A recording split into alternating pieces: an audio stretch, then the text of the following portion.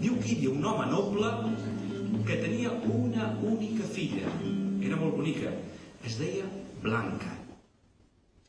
Ràdio L'Hospitalet, a través del seu programa de cooperació Món Obert, ha organitzat un concurs de contes que pretén donar a conèixer les cultures del món, sobretot les de països en vies de desenvolupament.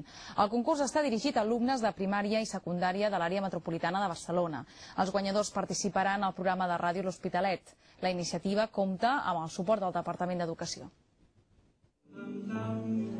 Diu que hi havia un home noble que tenia una única filla. Era molt bonica.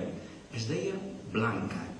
Així comença el conte que obre la presentació del concurs Contes del Món que organitza l'associació Com Soc i que serà difós per Ràdio L'Hospitalet. Pretenem crear espais de participació, de trobada, perquè tota aquesta diversitat cultural que existeix a Catalunya i sobretot a la província de Barcelona pugui compartir aquells contes, aquelles històries que són molt pròpies i que estan arrelades ben bé a cada terra, no?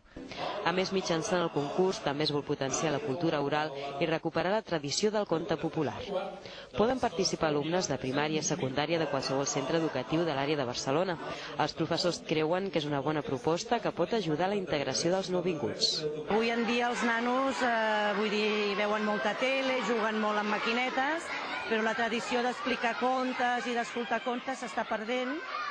I a més que siguin contes de tot el món també ajuda a integrar nanos que han vingut d'altres països. Els participants hauran d'inspirar-se en una cultura del món, sobretot entre les dels països en vies de desenvolupament. De països conec Xina, Japó, Itàlia, Roma, França, Perú, Equador, Bolívia, també México. Els contes es podran consultar en format podcast a la pàgina web de l'organització Com Soc. A més, els guanyadors participaran en el programa Món Obert de Ràdio L'Hospitalet. El conte contat ja s'ha acabat. Si no és mentida, serà